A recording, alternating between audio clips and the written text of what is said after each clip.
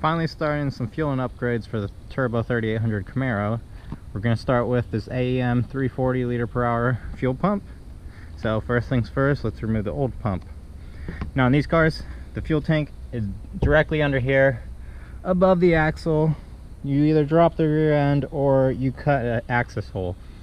In my case, someone else has already cut the axis hole, so let's just use that. I'm standing in the trunk right now, but just removed the two latches here and took off the plastic panels on the sides. They just basically clip out. Now this side had a lock, but what's more interesting is spare tire. This is where they shoved it in. I've never actually seen a spare tire on an F-body. A bunch of wiring, something going on back here, probably for the antenna, and something that says sensor theft deterrent. I don't know what that is. I've never seen this. Here you can see the handiwork of someone before me. Looks like they just chopped it off, probably with an angle grinder or something.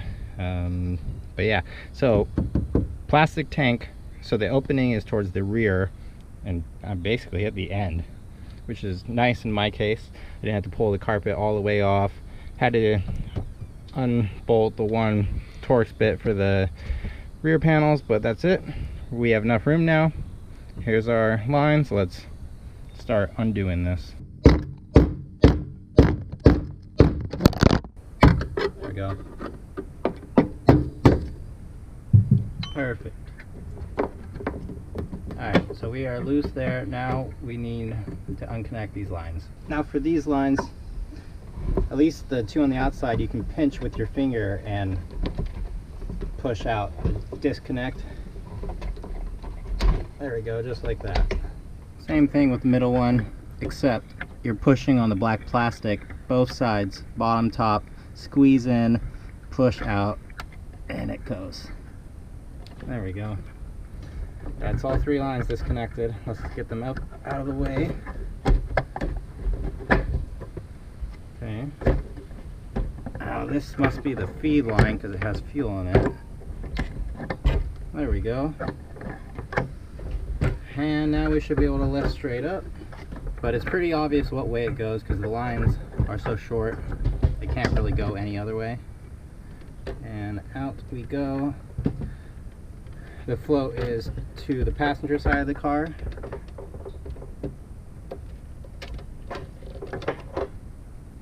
Just like that. Now here's the deal. We have this whole body thing that I need to remove so I can get to the fuel pump inside and reuse this sender. Now there's some tabs, it looks like. I'm going to go with the smaller one. While we're here, let's take off our lock ring. There we go. And in order to get this out, I need to disconnect my wiring. So there's some tabs, some clips here. This probably pops out one way or another. There we go. Yep, just slides down. Now I need the main one,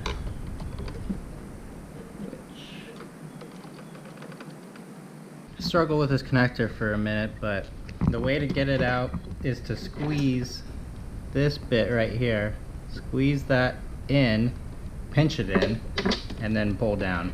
So that was about here. So that's out of the way. Now we should maybe be able to start coming up more. Looks like I can pop this off, maybe. So I managed to pinch both ends here for this topper. And this should come on out. That comes out. Now we have maybe better access to the fuel pump that's in there. Taking a look at what we got. There's no Venturi setup that came with this pump. It's literally just a pump. Now this has the Venturi system. At least that's what I think this is. The smaller fuel hose going into the secondary tank down here. I don't think we're going to be using that, so I'm just, and even if I could get this hose off, I don't think I'm going to be able to get it back on. So I'm just going to snip this hose and this whole thing should pop out. There we go. So that's how the strainer unclips. Okay. Out the bottom, now let's unplug this so I can actually have room. here's what we have left. This would be the factory style pump. Now this obviously was replaced at some point. I doubt it was factory. It said Delphi on it, but I don't know. It's heavy. Okay, so just a quick comparison here. They are pretty similar in size, so that's good. And then I need to find the hose diameter I need for this to connect to that. Do some wiring, plug it in. Now for the wiring, pretty simple. Black goes to black, red goes to gray. And I took a butt connector, used a razor blade to cut off the insulation so it's no insulation, crimped it on, and then we're gonna heat shrink it. I'm using the special Raychem heat shrink. It's 3/16 size.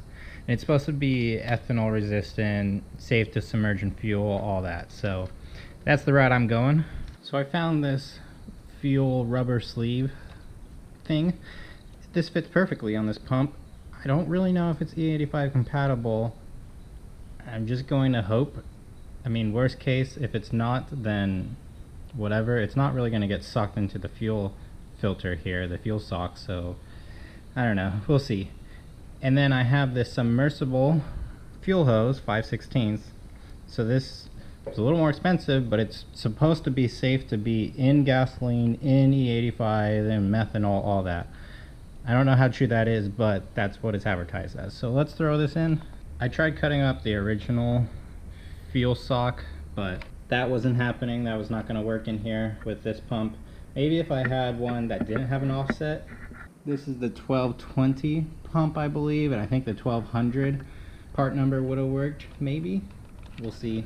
But this should fit in. We're going to slide it in from the bottom.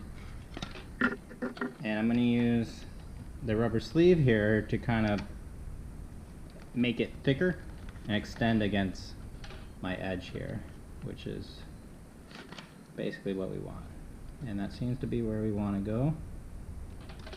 There we go. Now let's throw this in. Now for assembling it, I believe I have it set up correctly now. So the two arms here need to be in these two spots, with the float on the right side, the passenger side. I believe this is how it was sitting there in the tank. This fuel line is called correlated fuel line, fuel hose. Probably should just get that instead, because now since this is kind of a spring mechanism, when it springs down, it kinks the line. So I need to shorten this line, and the hose will kind of keep pressure on it and hopefully not kink it as bad. And lastly, since we're not using a Venturi system, I just took out the plug that was on the bottom. So this is where it's going to suck fuel in. You can see the fuel sock, and this is the bottom of the sock. It's kind of at an angle, so I don't actually want this flexing that much. I don't want the spring, because if it springs, you know, if it floats up, then we're not going to be at the bottom of the tank. So I actually want it right there. It has a decent amount of pressure. I don't think it's gonna, I don't think it really would spring. I don't know what the point of that is, but that's where I'm gonna call it, and let's throw this in and see how it does. So just finished installing it. I ended up having to take it out because it wasn't turning on, whatever. My connection to the fuel pump wasn't tight enough, but the fuel sock here, yeah, it's not fuel safe. It just disintegrated basically. So ethanol would have really destroyed that. So I just put it in there with no fuel sock. It's just kind of sitting there at the bottom. It's snug, it's not going anywhere, but it is at the bottom. I don't know if that's going to be a problem or not. So let's just start it up. I hear the fuel pump, and oh, come on, battery. There we go.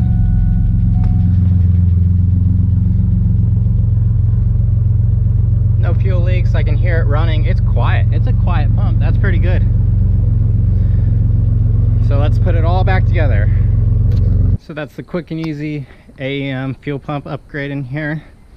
So you can take a step farther, upgrade the fuel pump wiring. That way you can get more amps or volts to the fuel pump and get a little bit more pressure out of it. I don't think I'm going to need that, at least not for my target power range. We're still going to be pretty conservative, very minimal here. However, that is a noticeable upgrade, so that's awesome. We deleted the Venturi, so that means I need to keep the tank pretty filled up if I'm driving hard, which I did anyways, so I don't really see that big of a problem. And I hate running these cars less than a quarter tank. If you know, you know. That fuel gauge is not very accurate once it goes anywhere near a quarter or below. So next up, we got some big fuel injectors to throw in here. Thank you for watching. I'll see you in the next one.